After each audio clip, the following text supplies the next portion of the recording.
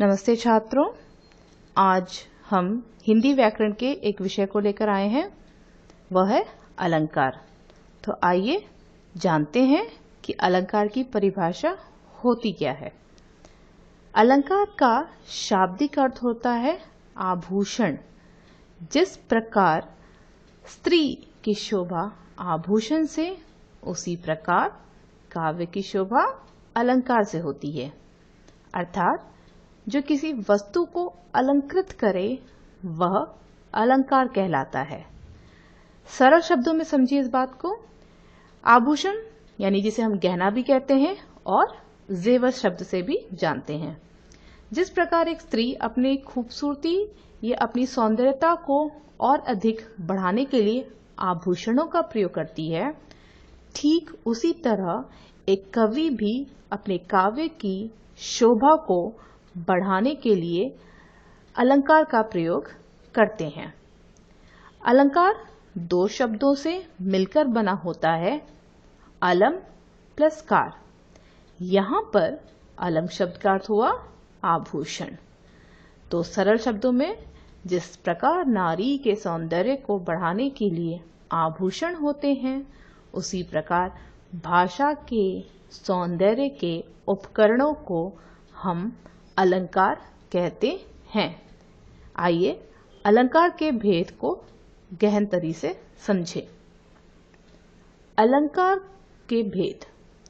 अलंकार को व्याकरण शास्त्रियों ने उनके गुणों के आधार पर मुख्यतः तीन भागों में विभाजित किया है, और वह है शब्दालंकार, अर्थालंकार और उभयालंकार।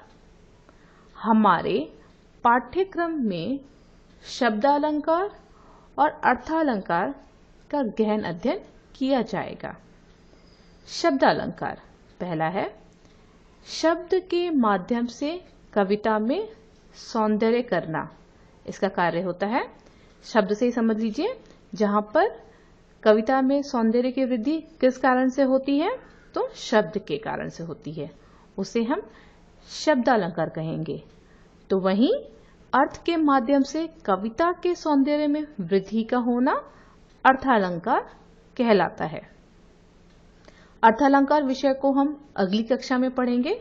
आज हम शब्दालंकार पर ध्यान केंद्रित करेंगे। शब्दालंकार के तीन प्रकार होते हैं, जिसमें पहला है अनुप्रास अलंकार, यमक अलंकार, श्लेष अलंकार। अनुप्रास अलंकार के बारे में जानना अति आवश्यक है, क्योंकि यह आपके विषय से जुड़ा हुआ है। अनुप्रास अलंकार की परिभाषा। जिस रचना में व्यंजनों की बार बार आवृत्ति के कारण क्या उत्पन्न होता है, एक तरह का चमत्कार उत्पन्न होता है, वहां पर अनुप्रास अलंकार होता है। इसे हम कुछ इस तरह से भी समझ सकते हैं। आप अगर किसी भी रचना को लेंगे और वहां पे व्यंजन अथवा वर्ण की आवृत्ति बार बार हो रही है, तो आप सीधे सीधे कह सकते हैं कि वहां पर किस अलंकार का प्रयोग किया गया है, तो वह है अनुप्रास अलंकार। दूसरे शब्दों में ये समझिए कि अनुप्रास शब्द जो है वह दो योग से बना है, वह है अनु प्लस प्रास। तो जहां पर अनु का अर्थ हुआ बार बार, तो वहीं पर प्रास शब्द से तात्पर्य होता है वर्ण। अतः जब किसी वर्ण की बार बार आवृत्ति हो, तब कविता में जो चमत्कार उत्पन्न होता है, उसे हम अनुप्रास अलंकार कहते हैं। अनुप्रास अलंकार को समझने के लिए उदाहरणों का जानना अति आवश्यक है, जो आपके विषय को और स्पष्ट करेंगे। तो पहला उदाहरण है, कर कानन कुंडल मोर पखा, उर्पे बनमाल बिराजती हैं। तो इस काव्य पंक्ति में आप देख सकते हैं कि कुछ वर्णों की आवृत्ति बार बार हुई है। जैसे कि क वर्ण की आवृत्ति 3 बार हुई है, तो वहीं ब वर्ण की आवृत्ति भी 2 बार हुई है। क से कर, कानन और कुंडल, तो वहीं ब से बनमाल और बिराजती। तो यहाँ पर किस अलंकार का प्रयोग किया गया है बच्चों, वह है अनुप्रास अलंकार। दूसरा उदाहरण प्लीज देखिए, वह है सुरभीत सुंदर सुखद सुमन तुम पर खिलते हैं। बहुत ही सुंदर कविता की लाइन है ये। इस काव्य में स वर्ण की आवृत्ति करीब 4 बार हुई है और वो शब्द है स से सुरभीत सुंदर सुखद, और वहीं सुमन में भी स वर्ण की आवृत्ति बार बार हुई है। तीसरा उदाहरण समझिए। तरणी तनुजा तट तमाल तरवर बहु छाए। तो यहां पर आप सीधे सीधे देख सकते हैं कि त वर्ण की आवृत्ति एक से अनेक बार हुई है, अतः हम बड़ी ही सरलता से कह सकते हैं कि यह अनुप्रास अलंकार है।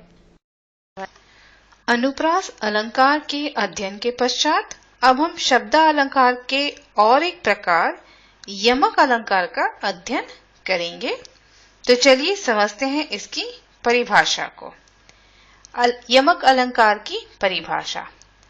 जब कविता में एक ही शब्द 2 या 2 से अधिक बार आए, ध्यान दीजिएगा, जब कविता में एक ही शब्द, एक ही वर्ड 2 या 2 से अधिक बार आए और उसका अर्थ यानी कि उसका मीनिंग हर बार भिन्न भिन्न हो, यानी डिफरेंट डिफरेंट हो, वहां पर यमक अलंकार होता है। यानी कि एक कविता की लाइन है, उसमें एक ही वर्ड है, पर वो एक बार ना आके जब वो 2 से या 2 से अधिक बार आता है और एट द सेम टाइम जब उसका मीनिंग, अर्थ भी अलग अलग होता है, तो उसे हम कहते हैं, या उस शब्द को हम कहते हैं यमक अलंकार। ठीक है, आगे देखिए। यमक अलंकार एक प्रमुख शब्दालंकार है। अभी मैंने आपको बताया कि ये एक और एक प्रकार है उसका। सामान्य रूप से यमक का लक्षण यह है कि जहां शब्दों की आवृत्ति हो और अर्थ भिन्न भिन्न हो, वहां पर यमक अलंकार होता है। ठीक है, अब इस बात को चलिए हम उदाहरण के जरिए बेहतर रूप से समझते हैं। यमक अलंकार के उदाहरण। यहाँ पे मैंने पहला उदाहरण लिया है, काली घटा का घमंड घटा। जैसे कि आप देख सकते हैं कि जो शब्द है घटा, उसे मैंने एक दूसरा रंग दिया है। देखिए, इसी एक ही कविता की लाइन में 2 बार एक शब्द आया है, वह है घटा। शब्द तो एक है, परंतु इसका अर्थ बिल्कुल ही अलग अलग है। जैसे कि इस वाक्य में आप देख सकते हैं, घटा शब्द को 2 बार प्रयोग हुआ है और पहली बार जो घटा शब्द आया उसका अर्थ है बादलों के काले रंग की ओर संकेत कर रहा है। ठीक है, जबकि दूसरी बार जो घटा शब्द आया वो होता है कम होना, यानी कि किसी चीज में कमी का होना। तो अतः घटा शब्द का 2 बार प्रयोग और अलग अलग अर्थ के कारण उक्त पंक्तियों में, यानी कि ऊपर दी गई पंक्तियों में कौन सा अलंकार हमें दिखता है? यमक अलंकार। तो देखिए, काली घटा का घमंड घटा। एक घटा बादलों का रंग, जिसका रंग काला होता है, उसे हम कहते हैं घटा, और दूसरा किसी चीज में कमी का होना। चलिए इसी चीज को अब एक बार दूसरे उदाहरण के जरिए भी समझते हैं। दूसरा यहाँ पे देखिए, कविता की एक लाइन है यहाँ पर, भजन कहियो ताते भजियो, भजियो न एको बार, दूरी भजन जाते कहियो, सो तो भजियो गंवार। अब देखिए, ये जो यहाँ पे पद मैंने पढ़ा हुआ आपके सामने, इसमें 2 शब्द हैं। एक है भजन शब्द, जिसकी आवृत्ति 1 से अधिक बार हो रही है, तो वहीं भजियो शब्द की भी आवृत्ति 2 से अधिक बार हो रही है, यानी 3 बार यहाँ पे इसका प्रयोग हुआ है। और हर बार भजन शब्द का अर्थ और भजियो शब्द का अर्थ अलग अलग है।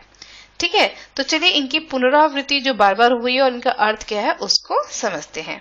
अब इसमें जो पहला भजन है उसका अर्थ होता है भजन कीर्तन करना या पूजन करना, और एक भजन शब्द का अर्थ होता है भाग जाना, मतलब वहां से हट जाना, निकल जाना, भाग जाना। ठीक है, तो वहीं पर जो भजियो शब्द है इसका भी 2 अर्थ निकलता है। एक भजियो शब्द का अर्थ होता है फिर से भजन करना, और दूसरे भजियो शब्द का अर्थ भी निकलता है भाग गया।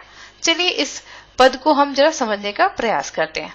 भजन खयो ताते भजियो, भजियो न एको बार। इसमें क्या हो रहा है? तो यहाँ पर आप देखिए, इस प्रकार भजन और भाज्य शब्दों की आवृत्ति ने इस जो पद में या दोहे में एक तरह का चमत्कार उत्पन्न कर दिया, यानी कि जो दोहा है वो बहुत ही पढ़ने में अच्छा लग रहा है, सुंदर लग रहा है। ठीक है, कवि अपने मन को फटकारते हुए कहते हैं, मतलब कवि अपने मन को डांट रहे हैं और क्या कहते हैं कि हे मेरे मन, जिस परमात्मा का मैंने तुझे भजन करने को कहा, पहला वाला भजन कयो ताते भजियो, मतलब वो अपने मन से कह रहे हैं, अपनी अंतरात्मा से कह रहे हैं कि मैंने तुझे परमात्मा ईश्वर का भजन करने को कहा था, तू उससे भाग खड़ा हुआ, तुमने तो उसके भजन किया ही नहीं। और जिन विषयों या वासनाओं से भाग जाने के लिए कहा था, तो उन्हीं की आराधना करता रहा। तो इसी प्रकार हम देखते हैं भिन्नार्थक शब्दों की आवृत्ति ने इस दोहे में क्या उत्पन्न कर दिया, सौंदर्य उत्पन्न कर दिया। और यह सौंदर्य क्यों आया, किसके कारण आया, तो यमक अलंकार के कारण आया। ठीक है, ये मैंने यहाँ पे इस दोहे या पद का अर्थ आप लोग को इसलिए समझाया ताकि आप समझे कि एक पद में अगर इस तरह से यमक अलंकार का प्रयोग कवि करता है तो कविता या वो जो लाइन्स होती हैं पर्टिकुलरली कितनी और सुंदर लगती हैं। ठीक है, चलिए इसी बात को अब हम एक बार दोबारा से यहाँ पर समझते हैं। यहाँ और एक मैंने उदाहरण लिया है आप लोगों के लिए, वो है कनक कनक ते 100 गुनी मादकता अधिकाय, या खाए बौरात नर या पा बौराए। तो यहाँ पे जो पहले दो शब्द हैं कनक कनक, अब इन्हीं शब्दों का देखिए एक से अधिक बार प्रयोग हुआ है। और पहले कनक शब्द का अर्थ क्या होता है, सोना। ठीक है, एक कनक हम यूज करते हैं सोने के लिए, ये उसका पर्यायवाची होता है। और दूसरा कनक का अर्थ होता है धतूरा। धतूरा एक तरह का नशा होता है, अफीम टाइप से होता है। ठीक है, तो अतः कनक शब्द का यहाँ पे कितनी बार प्रयोग हुआ है, 2 बार, और दोनों बार जो इसका अर्थ है वो भिन्न है, और इसी कारण हम इसे कहते हैं कि यह यमक अलंकार है। ठीक है, एक और एक उदाहरण लिया है आप सभी को समझाने के लिए। कहे कवि बेनी बेनी बयाल की चुराई लीनी। अगर मैं पूछूं आपसे कि इस पंक्ति में कौन से शब्द की आवृत्ति एक से अधिक बार हुई है, तो आप देख के कह सकते हैं कि वो शब्द है बेनी बेनी। ठीक है, अब देखिए यहाँ पर जो पहला बेनी है वो एक हमारे कवि हैं हिंदी साहित्य के, उनके लिए प्रयोग हुआ है। और वहीं पर जो दूसरा बेनी शब्द है उसका प्रयोग कवि ने चोटी के बारे में बताने के लिए कहा है। चोटी, बालों की चोटी जो बनती है उसके लिए कहा है। ठीक है, एक और एक उदाहरण है यहाँ पर, 3 बेर खाती थी वह 3 बेर खाती है। ठीक है, अब यहाँ पर भी एक ही शब्द है इस पंक्ति में जिसकी आवृत्ति 2 बार हुई है, और वह शब्द है बेर। हम सब जानते हैं कि बेर क्या होता है। बेर का एक अर्थ होता है फल। अगर आप लोगों को पता होगा, ये जस्ट लाइक जामुन की तरह होता है। बेर एक फल होता है जिसे हम खाते हैं। ठीक है, और एक बेर होता है दिन में 3 बार खाने की तरफ संकेत करना। तुमने कितनी बार खाया, इंस्टेड ऑफ टेलिंग कितनी बार, कितनी बेर खाया, तो 1 बेर खाया, 2 बार खाया, 3 बार खाया। ठीक है, तो दिन में 3 बार खाने की तरफ संकेत कर रहा है। तो यहाँ पे भी बेर शब्द का 2 बार प्रयोग, और दोनों बार इसका अर्थ भिन्न निकल कर आया, और इसे हम यमक अलंकार कहते हैं। ठीक है, अब यहाँ पे और एक उदाहरण लिया है मैंने आप लोगों के लिए। ठीक है, और ये आपका आखिरी उदाहरण है। उम्मीद करती हूँ कि अब तक आप लोगों को यमक अलंकार का एक अंदाजा मिल गया होगा। चलिए इस आखिरी उदाहरण को भी समझते हैं। यह है माला फेरत जुग भया फिरा न मन का फेर। ठीक है, कर का मन का डारी दे मन का फेर। अब यहाँ पे एक जो नीले रंग में शब्द को मैंने चिन्हित किया वह है मन का। अब जानते हैं इसको। तो यहाँ पे छात्रों मन का शब्द की एक से अधिक बार आवृत्ति हो रही है, और पहली बार ये शब्द जब यूज में आया है उसका अर्थ होता है हमारे मन के बारे में। ठीक है, तो कर का मन का डारी दे, हमारे मन के बारे में यहाँ पे बात हो रही है।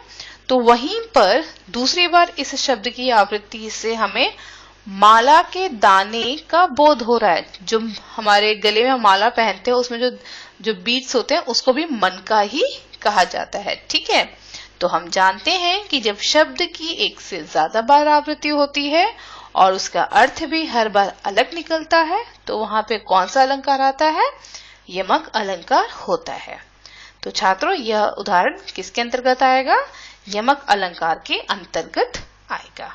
तो उम्मीद करती हूँ कि अगर परीक्षा में आपको यमक अलंकार से जुड़ा कोई भी सवाल आता है तो तो आप वहां पर इसे समझने का प्रयास करते हुए उसे हल करेंगे। ठीक है, तो मुख्य तौर पे आपको पद में या कविता में ऐसे शब्द को ढूंढना है जिसकी आवृत्ति एक से अधिक बार हो रही हो और दोनों बार उसका अर्थ भी भिन्न निकले। तो अब बिना झिझक के वहां पे जवाब लिख सकते हैं कि यह यमक अलंकार है। ठीक है, तो चलिए इसी के साथ आज मैं शब्दालंकार के जो दो भेद आज हमें पढ़ने थे वह थे अनुप्रास अलंकार एवं यमक अलंकार, उन्हें मैंने यहाँ पे समाप्त किया है। उम्मीद करती हूँ कि आपको यह विषय भली भांति समझ में आया होगा। अगली कक्षा में हम अर्थालंकार की ओर बढ़ेंगे। ठीक है, तो तब तक के लिए धन्यवाद छात्रों।